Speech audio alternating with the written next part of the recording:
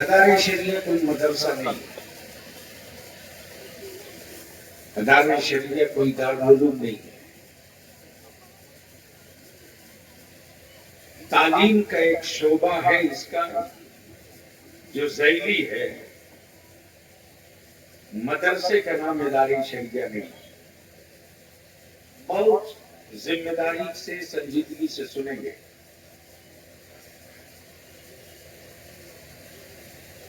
सन 1968 में, कब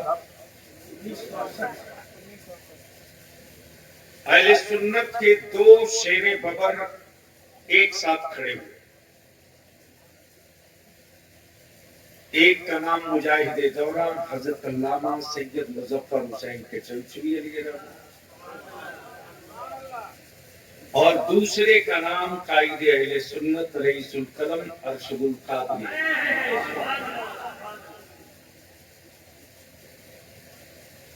इन दोनों के सामने मसले आए।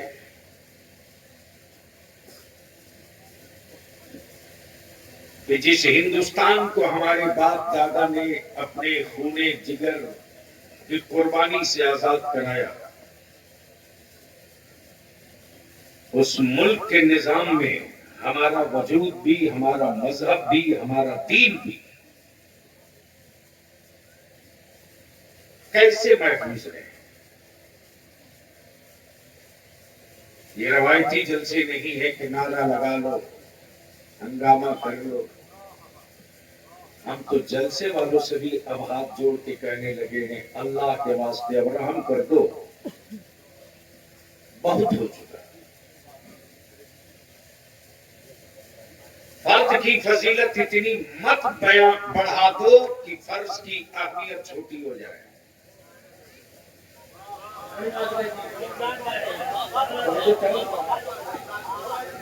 फर्ज की अहमियत इतनी मत बढ़ा दो कि फर्ज की हैसियत छोटी हो जाए। फर्ज चाहे जितना बड़ा क्यों ना हो जाए, फर्ज से ज्यादा ऊंचा कोई नहीं हो सकता। इसलिए आपकी आदत के खिलाफ, आपकी सोच के खिलाफ, आपके जलसों में, रात के जलसों में इस तरह के अपराध दिखाई देते क्या? मैं जब से यही पढ़ रहा था, और ये तो उत्तर प्रदेश में आज तिलई के उलमा ने सिर्फ दिया जलाया, दिया। इस दिया की रोशनी 24 घंटे के अंदर अंदर ज्वालामुखी की शक्ल लेगा। आप इसको लिख लीजिए। दरूद शरीफ पढ़ दे तो मैं कुछ अर्ज करता हूं। अल्लाह रब्बुल मुहम्मद सल्लल्लाहु अलैहि वसल्लम नहनु इबादु मुहम्मदिन सल्लल्लाहु अलैहि वसल्लम। ये वाला देखो नीचे। मैं शुक्रिया अदा करूं हाज़िर गिरामी हजरत अल्लामा मौलाना मोहम्मद नासिर हुसैन साहब का। मैं मशहूर हजरत अल्लामा मौलाना सैयद जमाल अशरफ साहब का। मैं ममनून हजरत मौलाना नफीसुल कादरी साहब का, हजरत मौलाना अहमद साहब का, हजरत मौलाना मेहदी हसन साहब का, और हजरत पीर तरीक़त सैयद शाह अल्लामा शाह सैयद अदनान मियां साहब का, और हम सबों की इस वक्त मरकज़े तवज्जो हजरत अल्लामा मौलाना सैयद मेराज अशरफ अशरफुल जिलानी सन 1968 में ये तहरीक शुरू की। कब? और ये 2024 है। कितना साल हो गया? 56 साल। ये किसी फर्द की मिल्कियत नहीं, अदारे शरिया अहले सुन्नत की साझी विरासत है। और मैं अपने उलमा को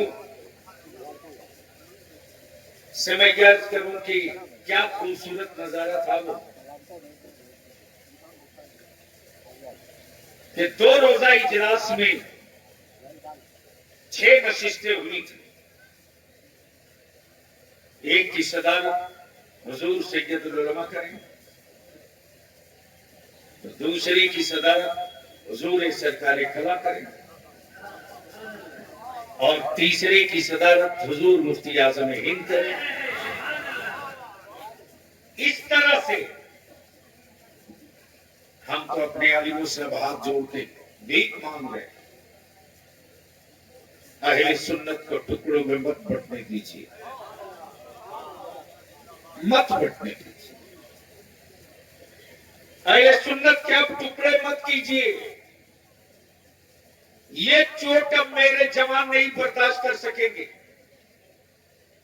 और कल महशर में कोई किसी भी सिलसिले का हो, हम अपने बुजुर्गों को मुंह नहीं दिखा सकेंगे। तब बलियाबी ने भी कमर कस लिया है कि शजरा और खानकाह के नाम पर तकसीम करने वाली सुन्नियत की दुकान में ताला बंद करके दम लूंगा। अब ये नहीं चलेगा। सिलसिला ने मसलक एक, शजरा ने अकीदा एक, अकीदा एक। इसलिए यहां मैं अपने उन नौजवान उलमा को भी बता दूं कि इस वक्त हिंदुस्तान के 13 सूबों में अदारे शरिया का दारुल कज़ा और सूबाई दफ्तर है। और ये कम बड़ी बात है कि यहां जो इदारे शरिया है, इस इदारे शरिया के कयाम के लिए 2 फकीर आए थे। एक का नाम हुजूर मुजाहिद मिल्लत था, और दूसरे का नाम रईसुल करम अल्लामा अरशदुल कादरी था, और निगरा की हैसियत से मुजाहिद दौरा अल्लामा सैयद मुजफ्फर मियां के चौचुरी। हाँ, यूपी से बलियाबी को शिकवा था, अब भी है, रहे। हर दौर में आलिमों को तख्ते-ए-दार पे लटकना पड़ा। मैं तो आपसे पूछता हूं साहब, बेटा दारू आपका पिए, आप चाय खाने में कहें नशाखोरी बढ़ रही मौलाना, लोग क्या कर रहे हैं? आपके बेटे आवारागर्दी करे, जवाब मस्जिद का इमाम दे, गांव में बच्चे जुआ खेल रहे हैं, मौलाना क्या करें? बेटा आप अपना बेचे 5 लाख रुपया और एक 4 चक्का पर, जवाब आलिम दे कि मौलाना क्या कर रहे हैं? मसाजिद का वजूद खतरे में पड़े, आप पार्टियों का झंडा लेके घूमे, जवाब आलिमों से मांगे मौलाना क्या कर रहे हैं? लेकिन अगर गलती से किसी आलिम ने जुमा के दिन वक्त और हालात हाजरा पर 2 जुमले बोल दिया, तो कुकुर मुत्ते की तरह नेताजी मस्जिद के दरवाजे पर आलिम के बदन का कपड़ा उतारते और कहते, आपको क्या जरूरत पड़ी थी ये बात कहने की? हम अपने आलिमों से हाथ जोड़ के विनती करेंगे, हम हुकूमत के मातहत हैं, हुक्मरान के मातहत हैं, सरकार के मातहत नहीं है। हम हुक्मरान के मातहत, सरकार के मातहत नहीं है। हुकूमतें बदलते रही हैं, सरकार क़यामत तक के लिए बन चुकी है। इसलिए हर दौर में आलिमों को दार पे लटकना पड़ा। तैयारी कीजिए। मुझे याद है कि सबसे कम उम्र का गिरफ्तारी देने वालों में कोई बच्चा सिपाही था तो बलिया भी था। जब इसी लखनऊ में 313 अफराद आए थे अकाबरीन गिरफ्तारी देने, जिसकी सदारत हुजूर मुजाहिदीन मिल्लत फरमा रहे हैं। और मुजाहिदे दौरा गेट पर जमीन पर जेल के सामने बैठे थे। उस वक्त बलिया भी बहुत छोटा था, इधर से घुस के उधर निकल गया। और मेरे जिम्मे एक ही काम था कि अंदर से बाहर, बाहर का पैगाम अंदर। डरिए मत, डरिए मत, खड़ा हो। आप महसूस कीजिए, चंद लोग सिर्फ चिलौनी में उलमा इकट्ठा हो गए तो मिल्लत की और मेरी कौम के हर गांव का जिम्मेदार आपकी पीठ पर खड़ा हो चुका है। आज आप जलसा करने नहीं आए, आज आप कुछ तय करके फैसला सुनाने के लिए आए। मैं शुक्रगुजार हूं इस तहरीक के एक मजबूत बाजू, जो मसरूफ खतीब होने के बावजूद भी अपने जलसों की परवाह किए बगैर, नजराने की परवाह किए बगैर, अल्हम्दुलिल्लाह सुम्मा अल्हम्दुलिल्लाह, जिस आलिम जिस शायर को जहां खबर किया, सेठा में तो खुशी से कभी रोने लगता। मैं अपने शायरों को कहता था, बाबू गाड़ी में डीजल डाल दो, 300 किलोमीटर से आए हूं। तो हमारे मुशवरा कहते थे, नहीं हजरत, कौम ने बहुत दिया है, बहुत दिया है, इसलिए डीजल का पैसा नहीं, बल्कि ये 12-14 गाड़ियां जो साथ चल रही है, ये 2000 रुपया मेरी तरफ से भी रखिए ताकि डीजल के काम आए। आज अल्हम्दुलिल्लाह आपने दिया जला दिया है, ये बदलाव का दिया है, ये तब्दीली का दिया है, ये आहद का चराग है, ये हिम्मत की रोशनी है, ये हौसलों का इजलास है। और आज की कोई नई बात नहीं, इसलिए कि इस्लाम डिजिटल मजहब नहीं है। उलमाए किराम की इस्लाम डिजिटल नहीं है कि इसको आप मोबाइल के सेट से हटा दीजिएगा उंगली के इशारे से। इस्लाम फिजिकल मजहब है। दिल लगा के बोल दीजिए तो बोल दो, मोहब्बत से बोल दीजिए।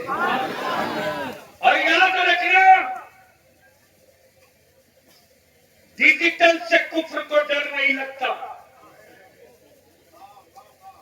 फिजिकल से डर लगता है। हमने उनका डिजिटल देखा है और उन्होंने मेरा फिजिकल पढ़ा है। बदर का भी फिजिकल पढ़ा है, ओहद का भी फिजिकल पढ़ा है, करबला का भी फिजिकल पढ़ा है, खैबर का भी फिजिकल पढ़ा है, फतेह मक्का का भी फिजिकल पढ़ा है, और भारत में अना सागर के कटोरे के साथ भी फिजिकल पढ़ा है। इसलिए अब इस डिजिटल क्रांति के बीच ईमान वालों को फिजिकल तारीख दोहरानी पड़ेगी। और उसके लिए मैं शुक्रगुजार हूं तुलई के बड़े दिल वाले बाप का, जिस बाप ने बड़े फख्र के साथ अहद किया है कि मेरे दरवाजे से जानवर बिकेगा, मेरी औलाद नहीं बिकेगी।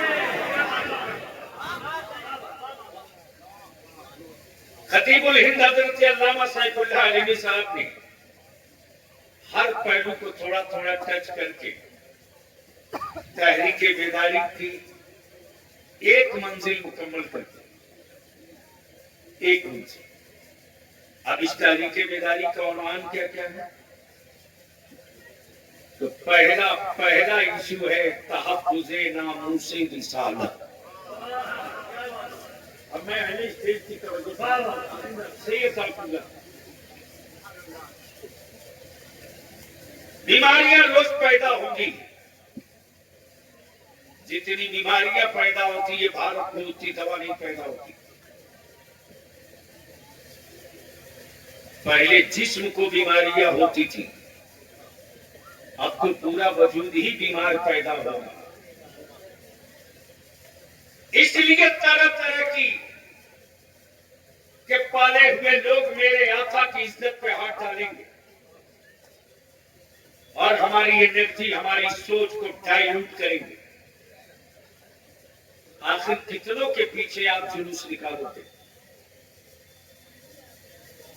कब तक एहतजाज होगा? कब तक एफआईआर लिखवाओगे? कब तक मेमोरेंडम दोगे? कब तक? हर 3 महीने के बाद कोई ना कोई थैले से बाहर निकलेगा। आखिर इसका मुस्तकिल इलाज क्या है? क्या तो ऐसा नहीं है कि आलिम उतर जाए इलाज करने और बीमारी को जड़ से न खत्म करे। इसका भी इलाज है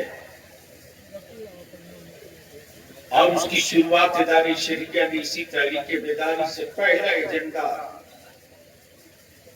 तहफ्फुज़े नामूसे रिसालत। हम अपने उलमा से विनती करके कहें, जिस्म की हड्डियां टूटेगी फिर हम उसमें स्टील लगा के खड़ा हो जाएंगे। मेरी जमात टूट जाएगी तो 100 साल तक फिर हम दोबारा नहीं खड़ा हो पाएंगे। खड़ा होना पड़ेगा। इसके लिए इदारे शरीयत ने पहला इशू रखा। क्यों नहीं एक ऐसा कानून बन जाए कि मेरे पैगंबर या मेरे मजहब के बुजुर्गों के साथ साथ हिंदुस्तान के किसी के भी मजहबी पेशवा को, किसी भी धर्म का हो, किसी भी मजहब का हो, किसी के मजहबी पेशवा को अगर कोई बुरा भला कहे, उसकी इज्जत पे हाथ डाले, तो क्यों नहीं एक ऐसा कानून बना दिया जाए कि अगर किसी के मजहबी पेशवा की इज्जत पे हाथ डालोगे तो देशद्रोह का मुकदमा तुझ पर दर्ज होगा और तुमको देशद्रोह के तहत सजा दी जाएगी। लड़ाई लंबी। और अल्हम्दुलिल्लाह कल जब मैं बाई रूट पटना कुशीनगर के लिए आ रहा था तो पटना से खबर आई कि तकरीबन बिहार के 35 डिस्ट्रिक्ट में 30 जिला से 313 उलमाए अहले सुन्नत का दस्ता तैयार हो चुका है।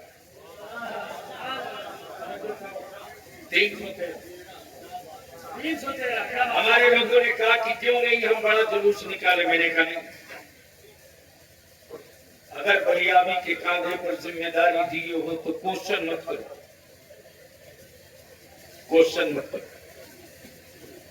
जो तय किया गया है उसको अमल में लाओ। लोगों ने कहा क्यों? मैंने कहा जब 313 में 70% उलमा अपने मजहबी लिबास के साथ सरों पर अमामा बदन पे जुब्बा जब डाल करके गले में तख्ती लेकर चलेंगे, मैं मजलूम हूं इंसाफ करो, तो 50,000 के मजमे को कवरेज मिले न मिले, 313 बार से अंबिया की खबर बीबीसी पर चलने पर मजबूर कर दिया जाएगा। उस वक्त ही भारत में बहस होगी कि पूरा तिलोई क्यों नहीं इकट्ठा हुआ, पूरा अमेठी क्यों नहीं आया, पूरा जायज क्यों नहीं उलट पड़ा, 313 क्यों। जब संख्या बढ़कर बहस होगी तो ये संकेत काफी होगा, अभी हम समझाने के लिए आए, वक्त पड़ेगा तो फिर बताने के लिए आए। इसलिए मेरे अजीज, अल्लामा सैफुल्लाह अली साहब ने जो दर्द भरे पैगामात आपको दिए, हमें फख्र है अपने बिहार के, झारखंड के, उड़ीसा के, बंगाल के आदमियों को। हमारी मसाजिद का एक एक इमाम निकल पड़ा। हमने अल्लामा नासिर साहब से एक बात कही थी, बहुत सारे उलमाए किराम किस गांव में मैं आया था, मैं आप खुद भी थे सारे, और सैयद साहब ने तो फूटा गाड़ दिया कि हर हाल में तारीख तय करो। ये जायज से जायज, यह बेटी है, ऐसा नहीं है किसी भी खुदी के घर में लोग पैदा हुए हैं, जब तक उनका खमीर नहीं तैयार हुआ था उससे पहले भी हमारे बाप दादा यहाँ पैदा हो चुके थे। इसलिए कि मैं तारीख निकाल दूंगा, तारीख निकाल दूंगा तो बात बहुत दूर तक जाएगी। फिर लखनऊ की कॉन्फ्रेंस और आला हजरत की शिरकत, और फिर अंग्रेजों की दलाली, और इमाम अहले सुन्नत का उस इजलास का बाइकाट, बहुत कुछ सामने आ जाए। तो आज जलसे में नहीं, आज कुछ तय करने आए। तो दो चीज तो तय हो गई, कुंवारों ने तय कर लिया कि हम डिमांड नहीं करें। बोलो बात पक्की है कि नहीं, जोर से बोलिए ना, नहीं धीरे बोल रहे डाउट हो रहा, अरे जोर से बोले बात पक्की है कि नहीं है।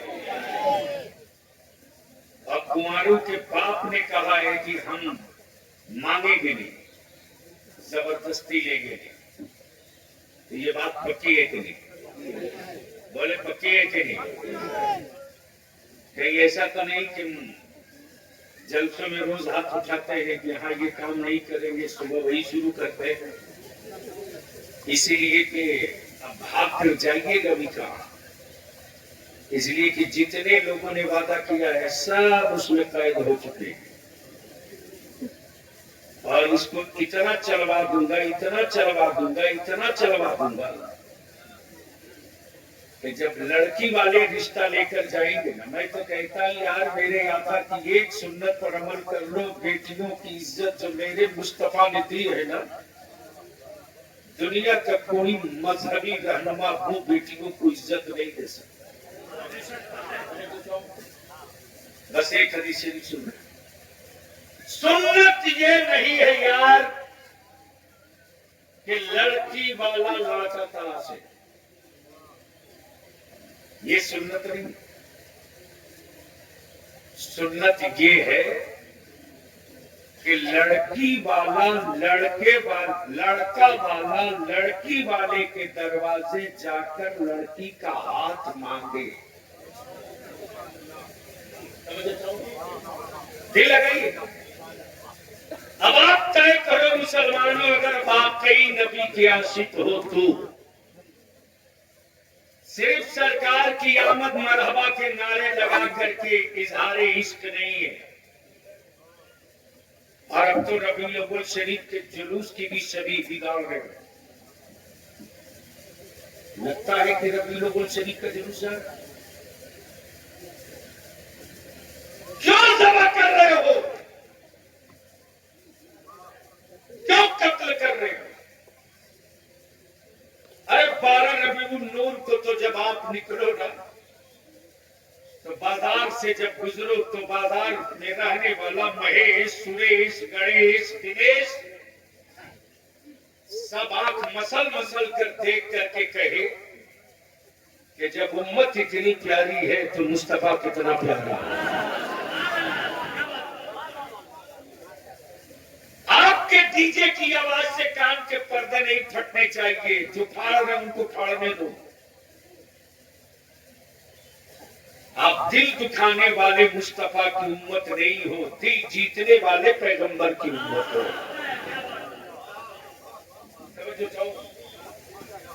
अब आप कहेंगे सुन्नत,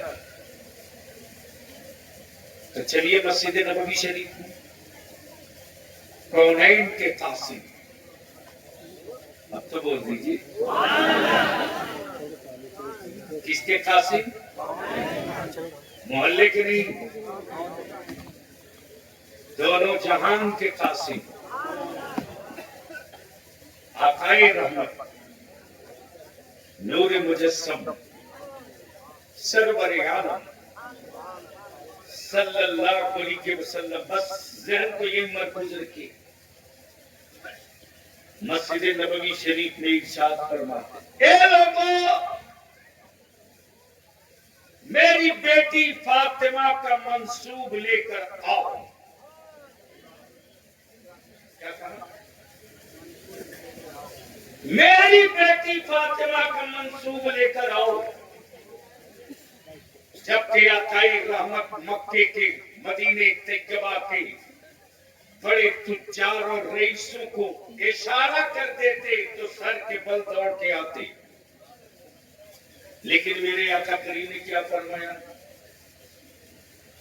ए लोगों, मेरी बेटी फातिमा का मंसूब लेकर आओ। पीछे का राज क्या था वो सुन दो। वो राज ये था कि निगाहे नबूवत देख रही थी, बेटियां बोझ बनेगी।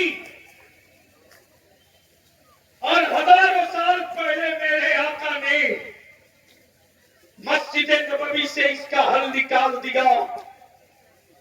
जब लड़के वाले लड़की वालों से हाथ मांगने जाएंगे तो बेटियां बोझ नहीं बनेगी, बेटियां ज़हमत नहीं बनेगी।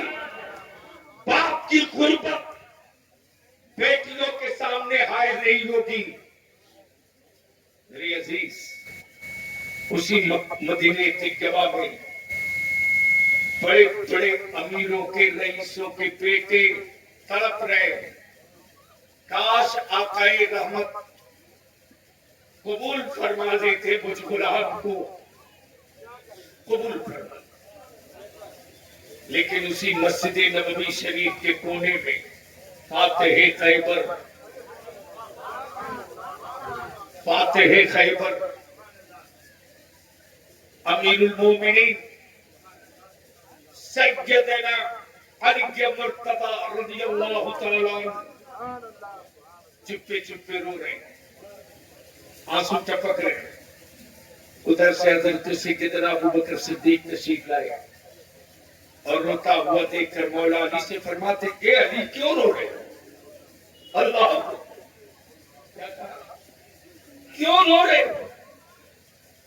हज़रत मौला अली फरमाते, काश मेरे पास रहने को अच्छा सा घर होता, मेरे घर में कुछ ज्यादा साजो सामान होते तो आज अली नबी अकरम सल्लल्लाहु अलैहि वसल्लम की बेटी सैयदा फातिमा के मंसूब पर लब्बैक का किताब जाता। अल्लाह, सैयदना अबू बकर सिद्दीक रज़ियल्लाहु तआला अन्हु फरमाते, ए अली रोते क्यों, घबराते क्यों? वो तो कासिमी नेमत है, वो तो अथाई करो। चलो चलो जरा सा तरतीब देखिए। अभी ये दोनों गुफ्तगू कर ही रहे थे कि सैयदना अमीरुल मोमिनीन फारूक आज़म रज़ियल्लाहु तआला, अभी दो ही थे कि जब तक कि सैयदना उस्मान गनी भी आ गए। जब 4 हो गए तो आगे आगे सैयदना अबू बकर सिद्दीक, उनके पीछे सैयदना फारूक आज़म, उनके पीछे सैयदना उस्मान गनी और सबके पीछे सैयदना मौला अली। ये चारों आए हैं आका की बारगाह में सलाम अर्ज करके खड़े। गैरत बोलने नहीं देती, गैरत बोलने नहीं देती। आका ये रहमत फरमाते, ए अबू बकर कुछ तो बोलो, ज़बान खुले तो कैसे। ए उस्मान तुम क्यों चुप हो, हिम्मत पड़े तो कैसे। ए उमर कुछ तो इशारा करो। सबके पीछे मौला अली शर्मा हया का पुतला बने खड़े हैं, निगाहें नीचे। इसी बीच में आकाए रहमत के होठे मुकद्दस पर अचानक के तबस्सुम दिख रही है और आकाए रहमत फरमाते हैं, अबू बकर तुम चारों जो दिल में लेके आए हो, जिब्रील थोड़ी देर पहले बता के चले गए और मेरी बेटी फातिमा का मंसूब मेरे अल्लाह ने अली से मुकम्मल कर दिया। अरे दिल लगाओ मेरे अजीज, दिल लगाओ। मेरे आका के इस अमल के पीछे का राज समझो। मक्की हो आ सकते हो, हाशमी हो आ सकते हो, मदनी हो आ सकते हो, मुत्तरबी हो आ सकते हो, आ सकते हो, गरीब हो आ सकते हो, गरीब हो आ सकते हो, मजबूर हो आ सकते हो। शर्त एक है, शर्त एक है, ईमान का होना जरूरी है।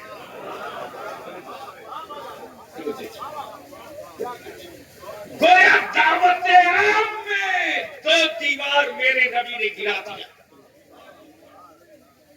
2 दीवार, बिरादरी की दीवार गिर गई,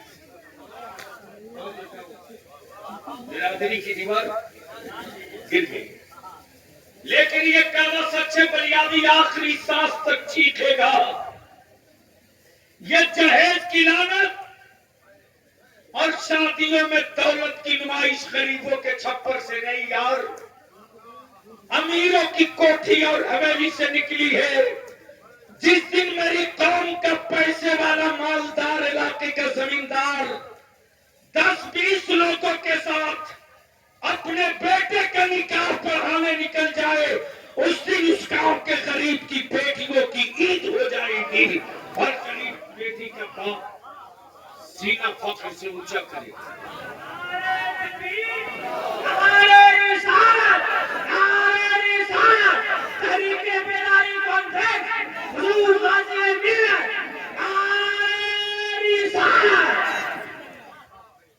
अमीरों को निकलना पड़ेगा। अरे मेरा अलीम तो मजलूम है यार, मजलूम। 8,000 रुपये तनख्वाह देते, झाड़ू भी यही देंगे, निकाह भी यही पढ़ाएंगे, अब्बा जानकनी के आलम में हो तो सूरह यासीन यही पढ़ेंगे। बहू लाए तो काश ऐसी लाए होते यार, जो कम से कम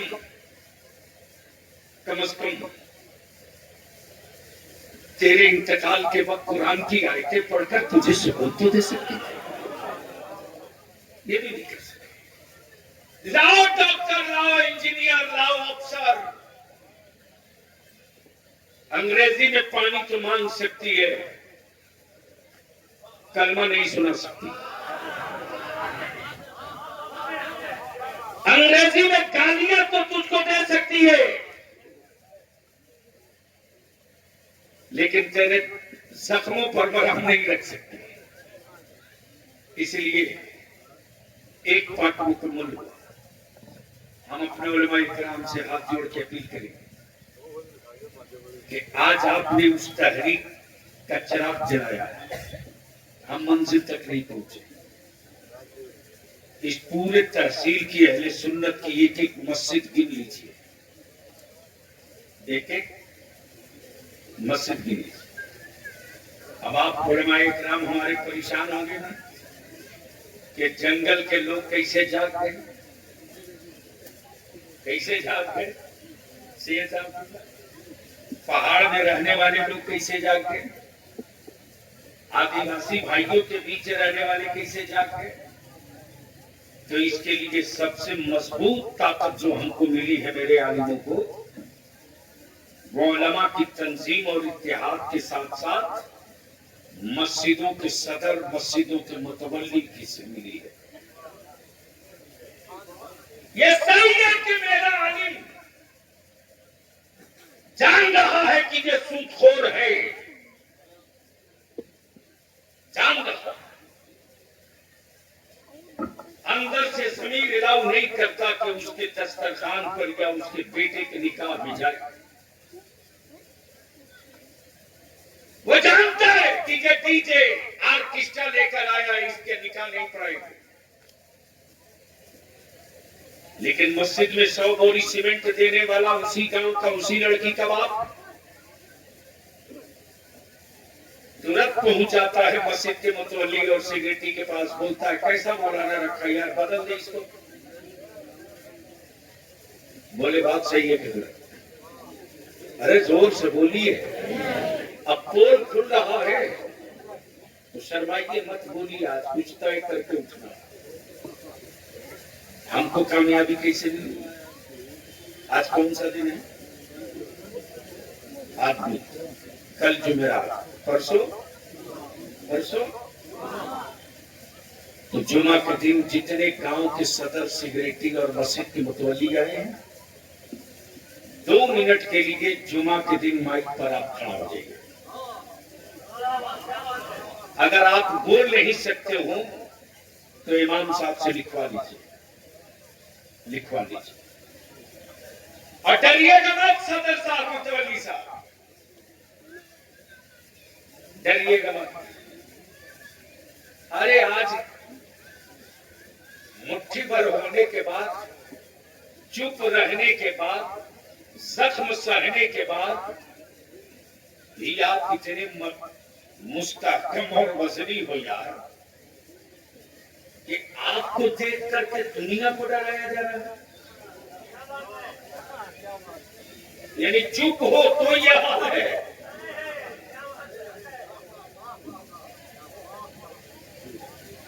चुप हो तो यह हाल है।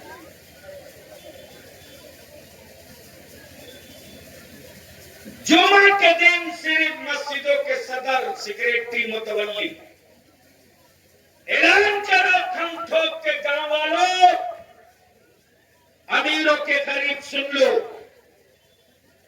उलमा काउंसिल तिलोई के तहरीक बेदारी का हम हिस्सा बन के लौटे हैं।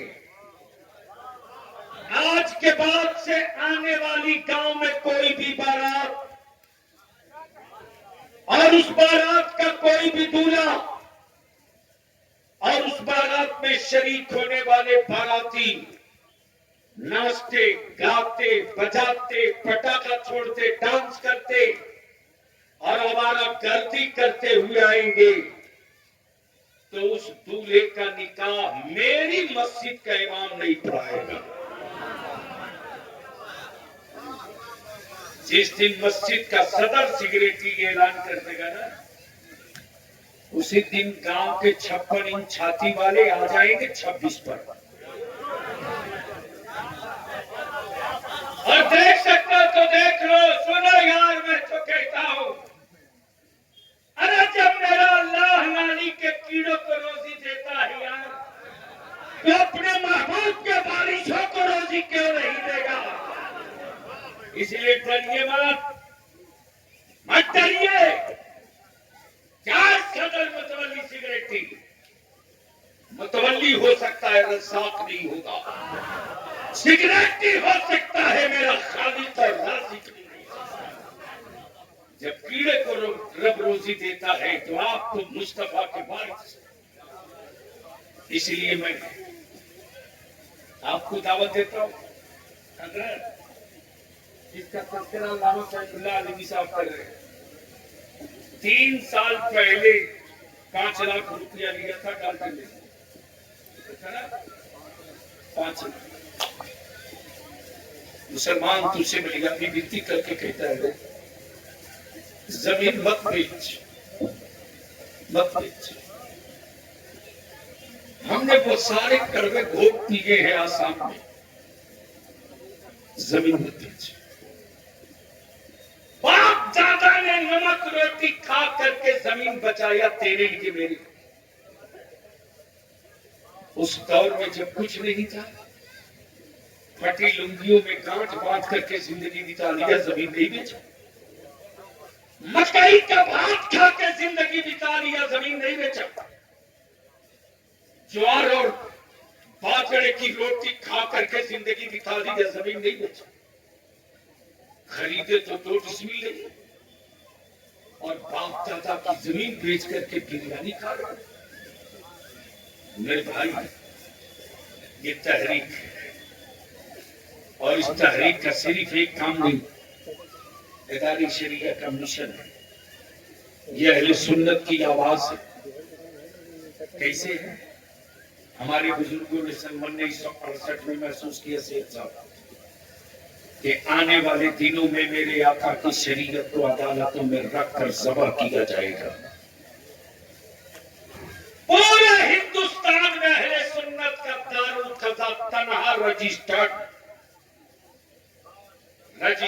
दारुल क़ज़ा पूरे मुल्क में अहले सुन्नत का सिर्फ एक है, वो इदारे शरीया का। अल्हम्दुलिल्लाह हमारे मुफ्तियान इकराम फैसला करते हैं। यहाँ पर नाली के एक हाथ जमीन के लिए 3 पुस्तक मुसलमान मुकदमा लड़ा। वो कौन सा मसला है जिसका हल मेरे मुस्तफा ने नहीं दिया? वो कौन सा मसला? आज भी चले जाओ कोर्ट में, बेटियों के नाम पर गला फाड़ने वालों, अरे यार तुमने तो 2005 में बेटियों को हिस्सा दिया है। मेरे पैगंबर ने तो 1400 बरस पहले बेटियों को हिस्सा दे दिया। यानी 1000 साल तक हाथ मारते रहे तब बेटी याद नहीं आई। अब आएगी। तो हम आपसे एक ही बात पूछेंगे कि बदलाव होना चाहिए कि नहीं होना चाहिए? जोर से बोले, होना चाहिए कि नहीं? जोर से बोले, होना चाहिए कि नहीं? गांव बच जाएगा तो मिल्लत बच जाएगी, और आलिम बच जाएगा तो जमात बच जाएगी। उलमा बच के तैयार हो गए हैं, आवाम बचने के लिए तैयार हो जाएगी। तो हमें मालूम है यार, हमारी हैसियत एक छेनी की है। छेनी की इसकी छेनी की, और छेनी की फितरत में शामिल है हथौड़ियों की चोट बर्दाश्त करना। और पहाड़ों को भी औकात मालूम है छेनियों की हैसियत क्या है। बोल दो, अरे जोर से बोल दो। दुआओं के साथ समझो, चाहो दुआओं के साथ दिल लगा लीजिए। कई घंटे की तकलीफ से 2 जुमले में है, जुमले से काम नहीं चलता। एक जुमले में एक जिल्द हो तो बात नहीं। जो पत्थर छेदियों की चोट न बर्दाश्त कर सके, वो पत्थर कभी मस्जिद का मेहराब नहीं बन सकता। जो पत्थर छेदियों की चोट न बर्दाश्त कर सके, वो कभी मस्जिद का मेहराब नहीं बन सकता। जो खेत हल के जख्म को बर्दाश्त न कर सके, वो कभी हरियाली नहीं दे सकता। और जो औरत विलादत के दर्द से डर जाए, वो कभी मां नहीं बन सकती। इसलिए मामों को विलादत के दर्द को सीने से निकालना होगा और पत्थरों को छेनियों का चोट बर्दाश्त करने का जिगर पैदा करना। फिर देखो क्या कमाल होता है इस मुल्क में। उसको कोई नेताजी समझा लेंगे यार जिसने ना जाना। बस इतनी बात याद रखो। औलादें मेरी घायल हुई है, दवा हमको बनानी पड़ेगी। बीमारी तो सब बताते हैं, दवा कोई नहीं देता। तो अब जब उलमाए इकराम ने बीमारी पकड़ लिया है तो आज से दवा भी शुरू कर दी गई है। इसलिए निकाह सस्ता कीजिए, सस्ता कीजिए। क्या खूबसूरत सीन होता था सर। बाराती आए तो पहले शरबत पिलाए। बोलो सही है कि गलत? अब तो हरामखोर आते बोलते ठंडा लाओ ठंडा। पीता है थम्स अप पेप्सी, मदद करता है इसराइल को। बंद करो। अरे तू पेप्सी और थम्स अप नहीं पी रहा, तो बैतुल मुकद्दस की आजादी की जंग लड़ने वाले शहीदों का खून पी रहा। खून बंद करो, इसको बंद करो। कल के गांव के गुड़ के शरबत में वो तासीर थी ना, वो तासीर थी। क्या हो गया हमारे लोगों को? कहां चले गए वो लोग जिनकी एक नजर उठ जाती थी? एक नजर गांव में एक बूढ़ा उठा दे, मजाल है किसी जवान की औकात है जो चरपाई पे बैठे रह जाए? कहां चले गए हमारे बच्चे? क्या हो गया मेरी नस्लों को? किसकी नजर लग गई? किसकी नजर लग गई? हर गांव में गार्जियन होता था। अब तो बाप भी अपने बेटे का गार्जियन बनने को तैयार नहीं। उसको भी मालूम है कि ये क्या करेगा। और मैं अपनी सियानी और बच्चियों से कहूंगा, सिर्फ तुम ही नहीं हो, तुम्हारी और हमारी आइडियल मेरे गांव में, मेरे घर में, मेरी दादी मेरी परदादी आज भी गांव में है। चेहरे पर झुर्रियां पड़ गई है परदादी को। मजाल है कोई मेरी उस बूढ़ी दादी का चेहरा कोई देख ले? मजाल है, नहीं देख सकते। इसीलिए जो लोग पीछे हैं और जो लोग उधर हैं, क्योंकि अब हम लोग 2 बज गया है,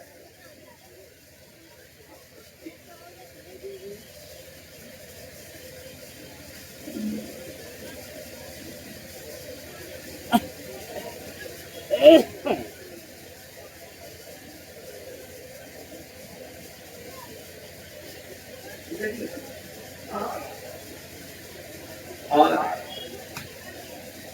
इस तरह का एक हादसा कभी हुआ है उसी डालते में? है होगा। अच्छा, अब आप बताओ कि मेरा आलिम आपके फजूल खर्च को कम कराने के लिए, आपकी औलादों के मुस्तकबिल के लिए अगर कोशिश करे और आप लोग तैयार करो तो ये बात अच्छी है कि नहीं? अरे बोलो ना भाई। तो 1-2 केस मत लिखवाओ, लिखवाना है तो 10-20 लिखवा दो। चलेंगे हम सब लोग। लोग पूछेंगे किस केस में आए हो, तो हम लोग कहेंगे मुसलमानों की हमदर्दी का केस है, जेल में। हजरत जब गांव बन जाएगा ना तो कोई नहीं जाएगा थाना। गांव में कमेटी बन जाएगी, मजा ले। अगर अकल कहीं रखे नहीं हो दिलो तो देख लो खाप पंचायत को देख लो। सेठ साहब किबला में एक गांव है राजस्थान में, मीना। उस गांव को मैं देखने गया था। जितना हिंदुस्तान में आईएएस और आईपीएस मीना मिलता है ना, सब उसी इलाके का। मीना, ये बिरादरी है, मीना बिरादरी जो हमारे दलित भाइयों की फीरिस्त में रिजर्वेशन का फायदा उनको दलित मीना। राजस्थान में चला और क्या बदल गया। असल में उस गांव को देखने के पटना में, बिहार में, झारखंड में तकरीबन 10 IPS मिले। मीना मीना मीना मेरे दिमाग में बत्ती जलने लगी कि आखिर ये मीना है क्या। मैंने पूछा कि भाई साहब, ये तो मैं इसको मालूम है कि मीना दलित भाई के श्रेणी में आता है। बोले कि हमारी एक साथ है और हमारी आबादी राजस्थान में झालावाड़ के आसपास। मैं चल लिया अपना से उस गांव को देखने। शाम को पहुंचा, इत्तेफाक से एमपी सिपाही लोग साथ साथ। मैंने कहा यार तुम लोग मेरा पीछा छोड़ो, हम किसी भी दुकान में रुके। सर्दी का मौसम था, एक दुकान में पहुंचा जहां ये राजस्थानी जूती और चप्पल वगैरह बनती। एक बड़े साहब ने मेरी तरफ देखा तो देखकर बड़े प्यार से मुहज़्ज़ब अंदाज में पूछते, जनाब आपकी मैं क्या खिदमत कर सकता हूँ? जनाब मैं आपकी क्या खिदमत कर सकता हूँ? मैंने कहा मैंने बहुत नाम सुना था आपके शहर का, सोचा मैं आया हूँ बिहार से, 1-2 जूती खरीदूं। रजिस्टर उन्होंने कहा आप तशरीफ रखें। मैं दलित हूँ, पानी पीना पसंद करेंगे? क्या कहा? मैं दलित हूँ, पानी पीना पसंद करेंगे? मैंने जवाब दिया कि मैं मुसलमान हूँ, मेरे यहाँ कोई अफजल आला दलित पिछड़ा अति पिछड़ा नहीं है। हमारे यहाँ का हाल ये है कि मेरे नबी ने नफरत नहीं सिखाया है, मोहब्बत सिखाया है। हम नफरत को नफरत से नहीं मारते, हम नफरत को मोहब्बत से मारते हैं। हम गंदगी को गंदगी से नहीं धोते, हम नापाकी को पानी से साफ किया करते हैं। उन्होंने 2-4 जूती दिखाई, मैं तो असल नतीजे पर जाने को परेशान था। मैंने कहा जनाब मार्केट में सिर्फ बूढ़े लोग दिखाई देते, सुनिएगा गौर से। उसने जवाब दिया, हाँ जी मेरे गांव में, मेरे बाजार की जितना छोरा छोरी ये सब पढ़ते। क्या करते? पढ़ते। और जितने लोग रिटायर हो गए ना, मैं आईजी हूं। बोला मैं आईजी हूं। जैसे लगे दिमाग पर हथौड़ा गिर रहा। आईजी और जूती बनवा रहा, खुद बना रहा। एक भी न जवान बच्चा न जवान बच्ची। मैंने कहा आपके शहर में, आपके कस्बे में सबसे गरीब कौन घर होगा? मैं सोचा जरा उस घर भी चलो। जवाब सुनो मुसलमानों, सर पीटो अपना।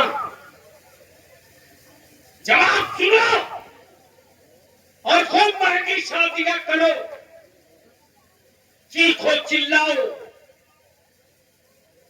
बीमारियां लोग बताएंगे, इलाज नहीं करेंगे। इलाज करने के लिए दवा खुद तैयार करनी होगी। जैसे ही मैंने कहा आपके कस्बे का सबसे गरीब घर कौन सा है, सैयद साहब उसने जवाब दिया कि जो सबसे गरीब है ना उसका बेटा DSP है। क्या है? क्या है? DSP सबसे गरीब है। मैंने कहा आपके कस्बे में IPS कितने होंगे? बोला 100 से ऊपर। IPS बोला उसकी कोई गिनती नहीं। मैंने कहा दारोगा? बोला जैसे मार्केट में लोग घूम रहे हैं वैसे मेरे गांव में दारोगा शाम को घूम ऑल ओवर इंडिया। अब मैं इसके जड़ के नीचे भी जाना चाहा कि आखिर ये पावर आया कहां से, आया कहां से? तो पता ये चला कि उनके गांव की, उनके समाज की एक चटाई है, और जो चटाई फैसला कर देगी, उस फैसले को कोई अदालत नहीं लेकर जा सकता। तो जब दलित भाई अपनी चटाई बना ले तो उसका कोई बेटा जाहिल न रहने पावे। मुसलमान, जिस दिन तू सुन्नी अपनी चटाई बना लेगा, उस दिन तेरे बेटों के हाथ में सिर्फ कलम का पावर होगा, कलम का पावर होगा, शिकवे का कटोरा नहीं होगा। तो एफआईआर तो हम आप लोग करेंगे, कराइए। अब हम भी यूपी में भिड़ गए। हजरत बाज़ाब्ता प्रेस कॉन्फ्रेंस करेंगे, फला गांव के फला साहब ने मेरे फला आलिम के खिलाफ एफआईआर लिखवाई है। जुर्म यह है कि वो नाचते नचाते बारात लेकर आए थे, शरीफों का खानदान था, पैसे की धूम थी, दौलत के नशे में थे, आलिम शरीयत के नशे में था। न उनकी दौलत का नशा उतरा, न इनकी शरीयत का नशा कम हुआ। इन्होंने शरीयत के पासदारी की, निकाह नहीं पढ़ा। उन्होंने दौलत के नशे में आलिम के खिलाफ मुकदमा लिखवा दिया। हम बेल लेने आए। एक खबर छपेगी ना तो दोबारा उस खानदान तो दूर की बात, खोज कर रिश्तेदारों तक कोई अपनी बच्चा और बच्ची का रिश्ता नहीं करेगा।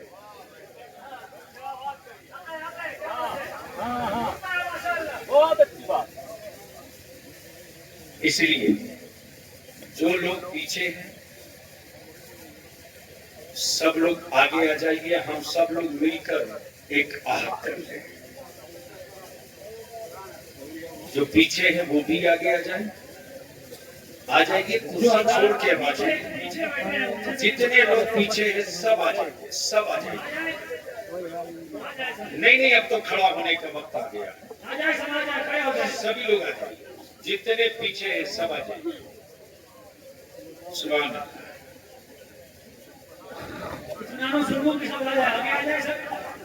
और जो लोग पीछे से मुड़ कर जाएंगे उनका भी नाम पता याद रखिएगा, रजिस्टर में लिखवा दीजिए कि ये वही है जब चढ़ा था मामला लेथ मशीन पर तो छोड़कर भागे थे। सामने तक आ जाइए, जगह आगे तक बहुत है। कोई पीछे न रहे, हम सब लोग खड़े होंगे, सब एक दूसरे का हाथ पकड़ेंगे, सब लोग खड़ा होकर एक दूसरे का हाथ थाम कर नहीं, एक दूसरे को गवाह बनाकर जल्दी बढ़ जाइए, आ जाइए। अरे आगे आ जाइए, बड़े लोग आ गए, स्टेज के करीब आइए, डरिए मत, आपसे पैसा नहीं मांगा जाए। हाँ, अब जो लोग सामने बैठेंगे भी खड़े हो, हम अपने उलमा से अपील करेंगे, आप भी खड़े हो और सब एक दूसरे का हाथ पकड़ लीजिए। हाँ, हम सब लोग, अरे सैयद का हाथ, सैयद का जब सब पकड़ लिया, अरे दामन भी हाथ, अरे खड़े हैं, बहुत जरूरी कौन हो तो कोई यहाँ के लिए थोड़े पकड़ा, वहां तक के लिए तो पकड़ा है। सब एक दूसरे का हाथ पकड़िए, सब बुलंद कर उठा, बस ऐसे पकड़ो जिससे मैं पकड़ो।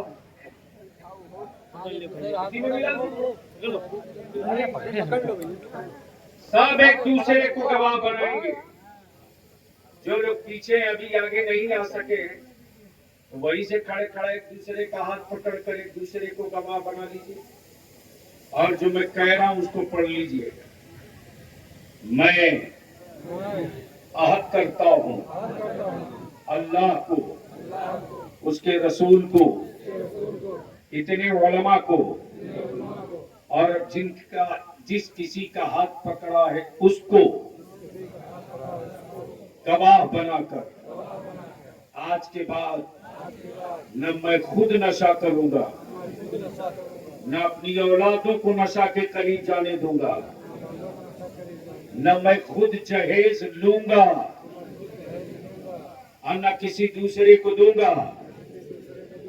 कम से कम पैसे में निकाह करूंगा और उसी पैसे को बचाकर अपनी औलादों को पढ़ाऊंगा। मैं अहद करता हूं मसलके अहले सुन्नत, अकीदे आला हजरत, अकीदे मखदूम सिमना, अकीदे गरीब नवाज पर कायम रहते हुए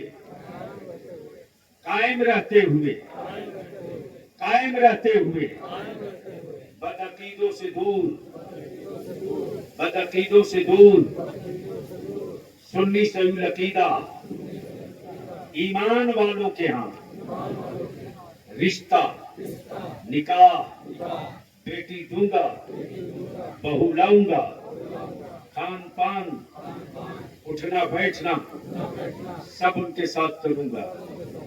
या अल्लाह मैं तौबा करता हूँ उन तमाम गुनाहों से जो पीछे दानिस्ता गैर दानिस्ता कर चुके।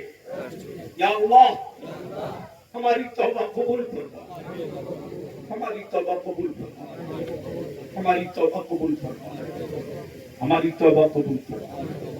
मैं अहद करता हूँ जब जिस वक्त नबी के नामूस, मसाजिद का तहफ़्फ़ुज़, मदारिस का वक़ार, खानकाहों की इज्जत, मुल्क की हुर्मत और भारत के संविधान के बचाव के लिए तंजीम उलमा, काउंसिल तिलई आवाज देगी, पूरे जज्बे के साथ इस तहरीक का हिस्सा बनने का वादा करता हूं। नीचे कर लीजिए। अल्लाह ताला सबकी काविशों को कबूल फरमाए। यार जिंदा सोहबत बाकी। सलाम अलैकुम।